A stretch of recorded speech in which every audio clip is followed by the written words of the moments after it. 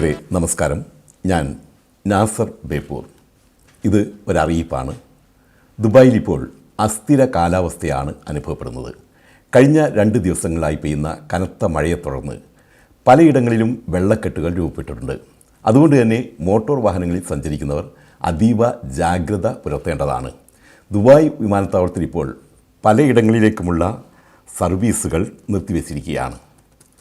അതിനാൽ വിമാനത്തിൻ്റെ നിലവിലുള്ള സർവീസ് സ്റ്റാറ്റസ് എയർലൈൻ വക്താക്കളിൽ നിന്നും അറിഞ്ഞതിന് ശേഷം മാത്രം യാത്രക്കാർ എയർപോർട്ടിൽ എത്തിയാൽ മതിയെന്നാണ് എയർപോർട്ട് അധികൃതർ അറിയിച്ചിട്ടുള്ളത്.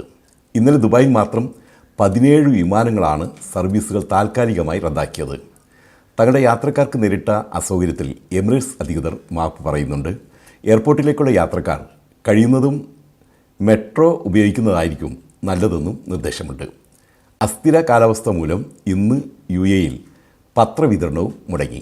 എങ്കിലും ഇന്ന് രാവിലെ മുതൽ മഴ അല്പമൊന്ന് മാറി നിൽക്കുന്നുണ്ട്. ഏതായാലും ഇന്ന് വൈകുന്നേരം വരെ അസ്ഥിര കാലാവസ്ഥ തുടരുമെന്ന് തന്നെയാണ് ദേശീയ കാലാവസ്ഥാ കേന്ദ്രത്തിൻ്റെ അറിയിപ്പ്. അതുവരെ കഴിയുന്നതും ദൂര ഇടങ്ങളിലേക്കുള്ള യാത്ര ഒഴിവാക്കുന്നതായിരിക്കും നല്ലത്. നന്ദി, നമസ്കാരം.